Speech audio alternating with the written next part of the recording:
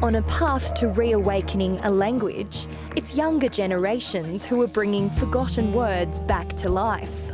Dinner means feet, nuni, long way, and nuralala, there it is. Michaela Helms was raised a proud Ngiyampaa woman. The 19-year-old Canberra student fondly remembers spending holidays with her family near Broken Hill. I'd go out on country with my nan and she'd tell me all these stories and, you know, she'd tell us the dreamings and she'd sing us songs. But I never thought of it as something that I should be learning. Her nan was Auntie Beryl Carmichael, one of the last fluent Ngiyampaa speakers who died last year.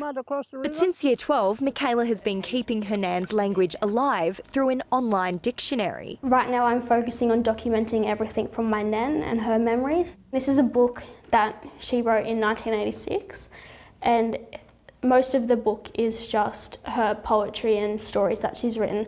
But at the end, she's got a bunch of Ngiyampaa words that she's documented. Listening to her nan's recordings has helped with connection to country. It's something to know the language, but to know it on country and to point out things on country and to name that bird, to name that plant is really where it becomes most important. At the time of colonisation, more than 250 First Nations languages were spoken throughout Australia. But the Australian Institute of Aboriginal and Torres Strait Islander Studies says more than half have been silenced, and just 12 languages are still considered relatively strong.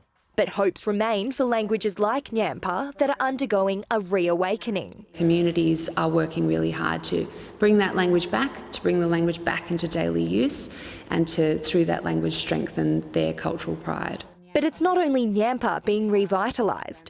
Experts have also identified a turning of the tide with other languages. Communities are working really hard to bring their languages back into daily use after generations of being silenced. We think over the past 5 years, there's been at least a doubling of communities working really hard to strengthen and revitalise their languages. As many as 60 languages are now being actively engaged. For Michaela Helms, learning her language is also about giving back. I would like to be a rural doctor and go out to remote communities, and so I feel like having, you know, the ability to talk in that language, I feel like that will help me connect deeper with them and communicate with some First Nations Australians who may struggle.